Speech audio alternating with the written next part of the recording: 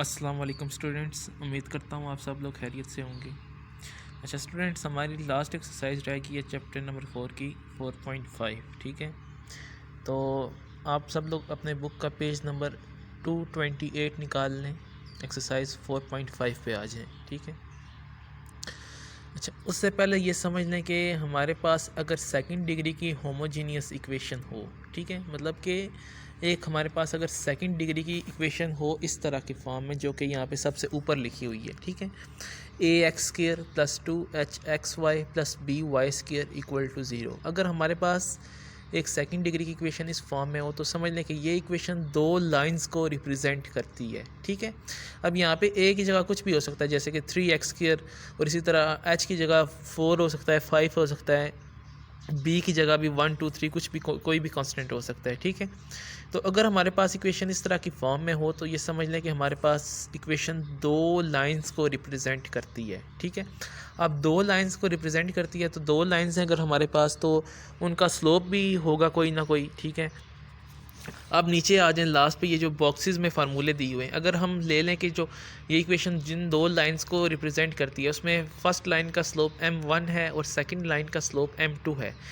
ठीक है, तो क्या होगा, m1 into m2 is equal to a over b होगा। ठीक है, मतलब उन दोनों लाइंस का जो स्लोप है उसका जो प्रोडक्ट होगा वो a ओवर b। a हमारे पास क्या है, जो ऊपर सबसे पहले इक्वेशन दी हुई है, एक्स स्क्वायर के साथ जो कांस्टेंट होगा वो a होगा, इसी तरह वाई स्क्वायर के साथ जो कांस्टेंट होगा वो b होगा। तो उनके स्लोप का प्रोडक्ट a ओवर b के इक्वल होगा, और उनके स्लोप का सम जैसे कि m1 प्लस m2। ठीक है, ये क्या होगा, -2h ओवर बी। ठीक है, एक्स वाई के साथ जो कांस्टेंट होगा वो 2h होगा, और वाई के साथ स्केयर के साथ जो कांस्टेंट है वो b होगा। ठीक है, तो फिर तब अगर ये हमारे पास मौजूद हो तो ये दोनों स्लोप हो जाएंगे। ठीक है, अब अगर इन दोनों की लाइंस के दरमियान हमने एंगल फाइंड करना हो कि मतलब कितना है एंगल है इन दोनों लाइंस के दरमियान, ठीक है, 45 का है, 40 का है, 32 का है डिग्री का है, या 60 डिग्री का है, कुछ भी है, तो हम कैसे फाइंड करेंगे। तो ये लास्ट पे देखें जो फार्मूला बॉक्स में दिया हुआ है, ठीक है, ये वाला tan theta is equal to 2√h² minus a b divided by a plus b. ठीक है, ए और बी आप लोगों को कहाँ से मिलेंगे और एच कहाँ से मिलेगा, ये वही इक्वेशन है जो ऊपर सबसे पहले दी हुई है। ठीक है, A X square plus 2h(xy) plus B Y square equal to 0। यहाँ से आपको एच भी मिल जाएगा और बी भी मिल जाएगा, क्योंकि ए एच और बी की जगह यहाँ पे कोई क्वेश्चन में कोई ना कोई कांस्टेंट गिवन होंगे। तो फिर ये लास्ट वाला आप लोग फार्मूला जो tan theta is equal to 2√h² minus a b over a plus b, ये यूज़ करते हुए आप लोग इन दोनों लाइंस के दरमियान एंगल फाइंड कर सकते हैं। ठीक है, चलें कोई क्वेश्चन करते हैं, फिर आप लोगों को ज़्यादा क्लियर हो जाएगा। अच्छा, इसमें हमने क्वेश्चन नंबर 2 करना है, 4 करना है, 6 7 और 8 करने हैं 4.5 में से। ठीक है, तो क्वेश्चन नंबर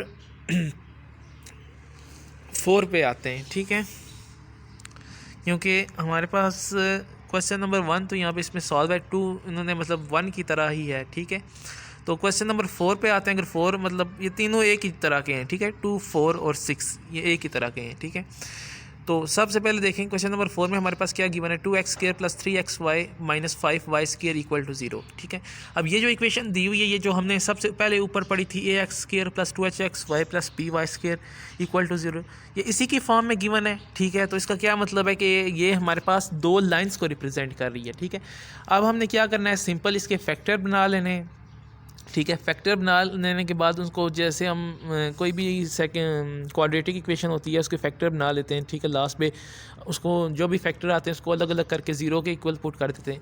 तो यहाँ पे भी इन्होंने ऐसा ही किया है, 2x plus 5y equal to 0 and x minus y equal to 0। अब ये दोनों हमारे पास दो लाइंस की इक्वेशन आ गई है। ठीक है, तो ये जितने भी क्वेश्चन हैं ना 2 4 और 6, इसमें हमने जस्ट फैक्टर बनाने और जो भी दो फैक्टर आएंगे वो हमारे पास दो लाइंस की इक्वेशन आएंगी। ठीक है, क्वेश्चन क्या था हमारे पास 4.5 का, कि find the lines represented by each of the following. ठीक है, हमने इन जो भी ये हमारे पास इक्वेशन गिवन है इसमें से लाइंस की इक्वेशन निकालनी है। ठीक है, मतलब कि ये जो क्वेश्चन हमने जहाँ तक किया है ये हमारे पास इस क्वेश्चन का फर्स्ट पार्ट हो गया है, हमने दो लाइंस की इक्वेशन फाइंड कर ली है।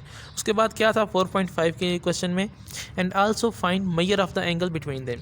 अब हमने ये जो दो लाइंस की इक्वेशन हमारे पास आई है, 2x plus 5y equal to 0 और x minus y equal to 0, इनमें से हमने इन दोनों के दरमियान एंगल भी फाइंड करना है। ठीक है, तो एंगल फाइंड करने का फार्मूला हमने अभी पढ़ा, ये जो हमारे पास क्वेश्चन दिया हुआ है, ठीक है, इसको अगर हम कंपेयर करें A X square plus 2hxy plus B Y square equal to 0 के साथ, ठीक है। तो फिर हम इसको अगर हम कंपेयर करें तो यहाँ से हम ए एच और बी की वैल्यू निकाल सकते हैं और सिंपल इस फार्मूले में पुट कर दें tan theta is equal to 2h square minus a b divided by a plus b, ठीक है। इसमें इन्होंने वैल्यूज़ को पुट किया, सिंप्लीफाई किया, तो ये -7/3 आ गया, ठीक है। तो यहाँ से direct theta is equal to tan inverse of कर लेंगे आप लोग। तो यहाँ से जो भी कैलकुलेटर के थ्रू कैलकुलेट कर लीजिएगा, जो भी एंगल आएगा हमारे पास वो इन दोनों लाइन्स के दरमियान एंगल होगा, ठीक है। क्वेश्चन नंबर 2, 4 और 6 सेम होंगे, ठीक है। क्वेश्चन नंबर 7 देखें। अच्छा, क्वेश्चन नंबर 7 है find a joint equation of the lines through the origin and perpendicular to the lines. हमने अब जैसे कि ये जो दी हुई है ना क्वेश्चन में equation x square minus 2xy tan alpha minus y square equal to 0, ये जॉइंट इक्वेशन है दो लाइंस की, ठीक है। मतलब कि दो लाइंस को अगर हम मिला के लिखें तो हमारे पास ये इक्वेशन आती है x square minus 2xy tan alpha minus y square, ठीक है। तो हमने भी एक ऐसी ही इक्वेशन जॉइंट इक्वेशन फाइंड करनी है दो लाइंस की। वो दोनों लाइंस ओरिजिन से गुजर रही हैं और वो परपेंडिकुलर हैं। ये जो हमारे पास गिवन दो लाइंस हैं x square minus 2xy tan alpha minus y square, ये भी दो लाइंस को रिप्रेजेंट कर रही है ना। तो वो जो दोनों लाइंस हमने फाइंड करनी है वो ओरिजिन से भी गुजर रही हैं और इन दोनों लाइंस के भी परपेंडिकुलर हैं, ठीक है। तो सबसे पहले हमने जो फार्मूला पढ़ा था ऊपर के, अगर हमारे पास अब देखें यहाँ पे x square minus 2xy tan alpha minus y square equal to 0 है, ठीक है। मतलब ये दो लाइंस को इक्वेशन रिप्रेजेंट कर रही है। तो हमने ऊपर पढ़ा था, कुछ फार्मूले पढ़े थे कि इन दोनों लाइंस के जो स्लोप का प्रोडक्ट है वो a ओवर b के इक्वल होगा और जो स्लोप का सम है वो -2h ओवर b के इक्वल होगा, ठीक है। यहाँ से आप लोग इस इक्वेशन को फर्स्ट वाली इक्वेशन जो हमने पढ़ी थी स्टार्ट में उसके साथ कंपेयर करें तो यहाँ से हमारे पास a, b और h की वैल्यू निकल आती हैं, ठीक है। यहाँ पे इन्होंने साइड में निकाली भी हुई हैं, ठीक है। तो यहाँ से m1 प्लस m2 क्या हो गया -2 tan अल्फ़ा। इसी तरह m1 m2 क्या होगा a ओवर b, और a भी हमारे पास 1 है और b हमारे पास -1 है, ठीक है। तो ये क्या हो गया m1 m2 -1 हो गया, ठीक है। अब now slopes of lines perpendicular to given lines are -1 over m1 and -1 over m2 and their equations are. अच्छा देखें, सबसे पहले उन्होंने क्वेश्चन में क्या बताया था कि जिन दो लाइंस की इक्वेशन हमने फाइंड करनी है वो इन दोनों लाइंस जो कि क्वेश्चन में इक्वेशन दी हुई है इन दोनों लाइंस के परपेंडिकुलर हैं और ओरिजिन से पास हो रही हैं, ठीक है। तो इन दोनों लाइंस जो जिनके वो परपेंडिकुलर हैं उनमें से एक का स्लोप हमने m1 लेट किया हुआ है और दूसरे का स्लोप m2 लेट किया हुआ है, ठीक है। तो अगर ये दोनों लाइंस इन दोनों के परपेंडिकुलर हैं तो इनके स्लोप का जो प्रोडक्ट है वो किसके इक्वल होगा, -1 के इक्वल होगा। ये हम पिछली एक्सरसाइज में पढ़ चुके हैं, ठीक है। तो यहाँ पे वो फार्मूला यूज़ होगा और साथ में हमारे पास क्या है कि ओरिजिन से भी पास हो रही हैं वो दोनों लाइंस, ठीक है। तो वाई इंटरसेप्ट भी 0 होगा। तो हम जो सबसे पहले हमने लाइन की इक्वेशन के लिए फार्मूला पढ़ा था, क्या पढ़ा था कि स्लोप इंटरसेप्ट फॉर्म, ठीक है। अगर हमारे पास स्लोप पता हो किसी लाइन का और वाई इंटरसेप्ट पता हो, अब हमें वाई इंटरसेप्ट तो पता चल गया क्योंकि वाई इंटरसेप्ट 0 होगा क्योंकि दोनों लाइंस ओरिजिन से पास हो रही हैं, ऐसा क्वेश्चन में गिवन है, ठीक है। तो स्लोप हमारे पास गिवन है -1 ओवर m1 और -1 ओवर m2, ठीक है। क्योंकि ये दोनों लाइंस परपेंडिकुलर थी तो इसलिए इनका स्लोप ये हो गया। तो ये वो फार्मूला यूज़ होगा y is equal to mx plus c वाला, ठीक है।